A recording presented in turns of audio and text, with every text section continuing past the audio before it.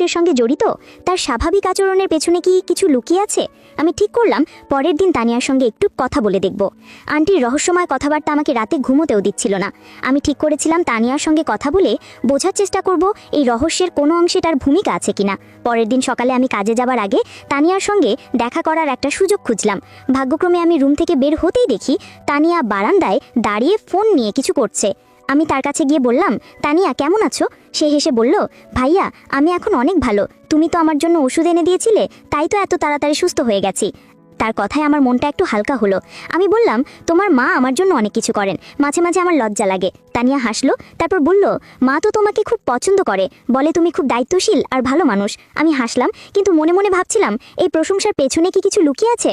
আমি একটু দ্বিধা করে জিজ্ঞাসা করলাম, তানিয়া আন্টি মাঝে মাঝে আমার সঙ্গে এমন কিছু কথা বলেন যেগুলো আমি ঠিক বুঝতে পারি না, তুমি কি কিছু জানো?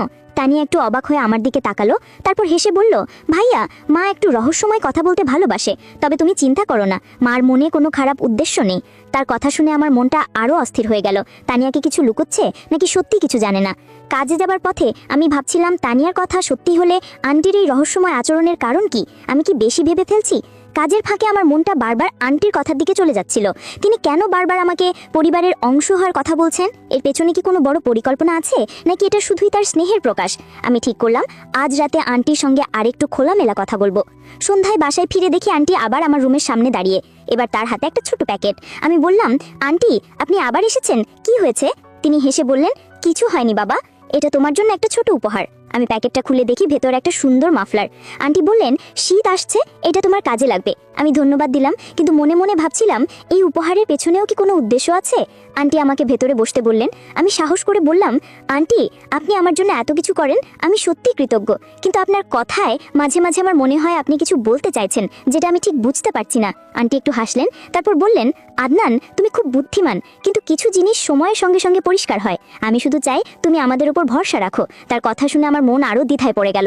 আমরা আরও কিছুক্ষণ গল্প করলাম। আন্টি তার জীবনের কিছু পুরনো গল্প শোনালেন। তিনি বললেন, আমার জীবনে অনেক চড়াই উতরাই গেছে, কিন্তু আমি সবসময় বিশ্বাস করি ভালো মানুষের সঙ্গে ভালো কিছুই ঘটে। তার কথাগুলো আমাকে ভাবিয়ে তুলল।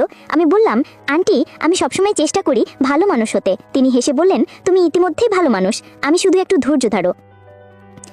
বাসায় ফিরে আমি আরও বেশি চিন্তায় পড়ে গেলাম। আন্টির কথাগুলো যতটা স্নেহময় ততটাই রহস্যময়। আমি বুঝতে পারছিলাম না তিনি আমাকে কি বোঝাতে চাইছেন। তানিয়ার কথাও আমার মনে পড়ছিল, সে বলেছিল আন্টির মনে কোনো খারাপ উদ্দেশ্য নেই। তাহলেই রহস্য কি? আমি ঠিক করলাম এই রহস্যের জাল আরও খোলার চেষ্টা করব। পরের দিন সকালে আমি কাজে যাবার আগে আন্টির বাসায় গেলাম। মনে মনে ভেবেছিলাম আজ হয়তো খোলাখুলি কথা বলে কিছু জানতে পারবো, কিন্তু দরজা খুলল তানিয়া। সে হেসে বলল, ভাইজান এত সকালে?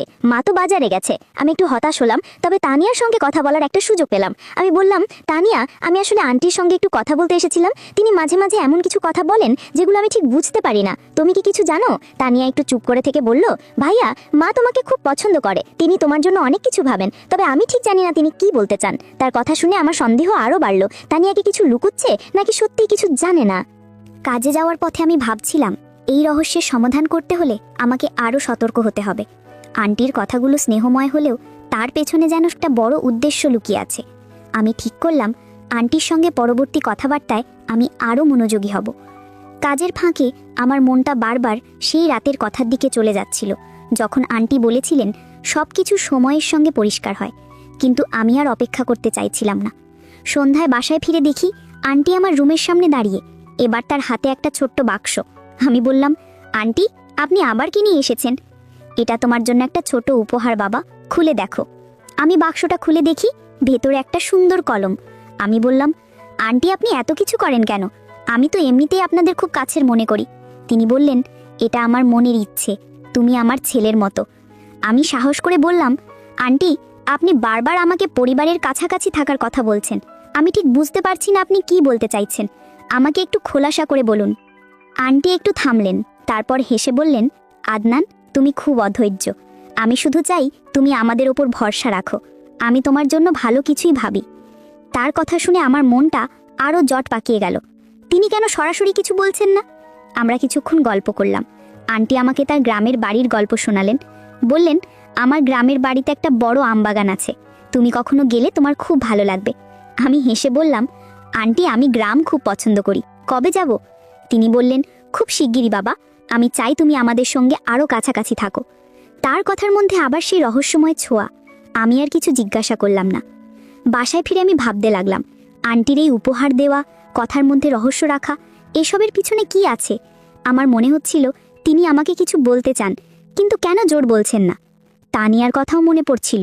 সে বলেছিল আন্টির মনে কোনো খারাপ উদ্দেশ্য নেই, কিন্তু তাহলেই রহস্য কেন? আমি কি করলাম, তানিয়ার সঙ্গে আরেকটু খোলামেলা কথা বলে দেখব। রাতে শুয়ে আমার মনে হঠাৎ একটা প্রশ্ন জাগলো, আন্টি কি আমার ধৈর্য পরীক্ষা করছেন, নাকি এর পেছনে আরও বড় কোনো পরিকল্পনা আছে? আমার মন বলছিল এই রহস্যের উত্তর খুব শিগগিরই পাবো, কিন্তু কিভাবে? মনকে বারবার প্রশ্ন করছিলাম। আন্টির রহস্যময় আচরণ আর উপহারের ধারাবাহিকতা আমাকে ক্রমশ অস্থির করে তুলছিল। আমি ঠিক করেছিলাম তানিয়ার সঙ্গে আরেকটু খোলামেলা কথা বলে বুঝতে হবে এই রহস্যের কোন অংশে তার ভূমিকা আছে। পরের দিন সকালে আমি কাজে যাওয়ার আগে তানিয়ার সঙ্গে দেখা করার সুযোগ পেলাম। সে বারান্দায় বসে একটা বই পড়ছিল। আমি তার কাছে গিয়ে বললাম, তানিয়া, একটু কথা বলা যায়? তানিয়া বইটা বন্ধ করে হেসে বলল, অবশ্যই ভাইজা, কি কথা? আমি একটু দ্বিধা করে বললাম, তোমার মা আমার সঙ্গে খুব রহস্যময় কথা বলেন, বারবার বলেন আমি যেন তাদের পরিবারের কাছাকাছি থাকি। তুমি কি জানো এর পেছনে কি উদ্দেশ্য থাকতে পারে? তানিয়া একটু চুপ করে থাকলো, তারপর বলল, ভাইজা, মা তোমাকে খুব ভালোবাসে। তিনি হয়তো চান তুমি আমাদের কাছাকাছি থাকো, তবে আমি ঠিক জানি না তিনি কি ভাবছেন। তার কথায় আমার সন্দেহ কমল না, বরং আরও বাড়ল। কাজে যাওয়ার পথে আমি ভাবছিলাম, তানিয়া কি আসলেই কিছু জানে না, নাকি সে ইচ্ছাকৃতভাবে কিছু লুকোচ্ছে? আন্টির কথা আর তার উপহারগুলো আমার মাথায় ঘুরছিল। আমি ঠিক করলাম আজ রাতে আন্টির সঙ্গে আরেকটু স্পষ্ট করে কথা বলার চেষ্টা করব। কাজের ফাঁকে আমার মনটা বারবার আন্টির কথার দিকে চলে যাচ্ছিল। আন্টি কেন এত রহস্য করছেন? আমার কাছ থেকে তিনি কি চান? সন্ধ্যায় বাসায় ফিরে দেখি আন্টি আমার রুমের সামনে দাঁড়িয়ে, এবার তার হাতে একটা ছোট ব্যাগ। আমি বললাম, আন্টি, আপনি আবার কি নিয়ে এলেন? তিনি হেসে বললেন, এটা তোমার জন্য একটা শার্ট বাবা, পরে দেখো, তোমার গায়ে ভালো মানাবে। আমি ধন্যবাদ দিলাম, কিন্তু মনে মনে ভাবছিলাম এই উপহারের ধারাবাহিকতা কেন? আমি সাহস করে বললাম, আন্টি, আপনি আমার জন্য এত কিছু করেন, আমি সত্যি কৃতজ্ঞ, কিন্তু আমার মনে হয় আপনি কিছু বলতে চান, দয়া করে খোলাসা করে বলুন। আন্টি হাসলেন, তারপর বললেন, আদনান, তুমি খুব সৎ ছেলে। আমি শুধু চাই তুমি আমাদের ওপর ভরসা রাখো। আমার মনে হয় তুমি আমাদের পরিবারের জন্য অনেক কিছু করতে পারো। তার কথা শুনে আমার মনটা আরও জটিল হয়ে গেল।